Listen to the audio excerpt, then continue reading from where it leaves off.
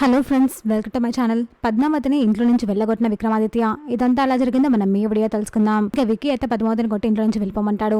పద్మావతి కూడా ఏడుస్తూ ఇంట్లో నుంచి వెళ్ళిపోతుంది. పద్మావతి వెళ్ళాక విక్కీ ఒక దగ్గర కూర్చొని ఏడుస్తూ ఉంటాడు. నేను అనవసరంగా నమ్మాను పద్మావతి. మా అక్క సేఫ్ గా నా దగ్గరికి వస్తుంది అని అనుకున్నాను. కానీ నువ్వు ఇప్పుడు చేసిన తప్పు వల్ల మా అక్క వాడి దగ్గరే ఉండిపోయింది. ఇప్పుడు మా అక్క ఎలా ఉందో ఏమో అని ఏడుస్తూ ఉంటాడు. మరోవైపు పద్మావతి, సార్ నేను చేసిన తప్పు అని మీకు అనిపిస్తుంది, కానీ నాకైతే తప్పేమనిపించట్లేదు.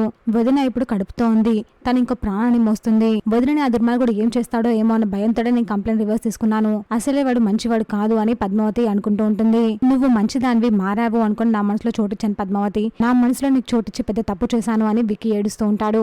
మరోవైపు పద్మావతి, సరు వదిన వాడి దగ్గర సేఫ్ గా ఉంటుందని నాకైతే అనిపించట్లేదు, అందుకే నేను అలా చేశాను. శ్రీనివాస, నాకు ఇలాంటి పరిస్థితి వస్తుందని అస్సలు అనుకోలేదు.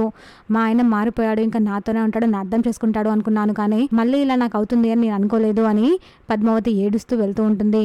మరోవైపు విక్కీ, నువ్వు ఇలా చేస్తావని అసలు అనుకోలేదు పద్మావతి అని బాధపడుతూ మందు కొడుతూ ఉంటాడు. ఇంకా పద్మావతి, సారు మీరు నన్ను ఎప్పుడు అర్థం చేసుకుంటారో ఏమో అని ఏడుస్తూ ఉంటుంది. చూసాక ఫ్రెండ్స్, మరి ఏం జరగబోతుందో. ఇలాంటి జెన్యూన్ అండ్ రెగ్యులర్ అప్డేట్స్ కోసం మా వీడియోకి లైక్ చేసి ఛానల్ సబ్స్క్రైబ్ చేసుకోండి.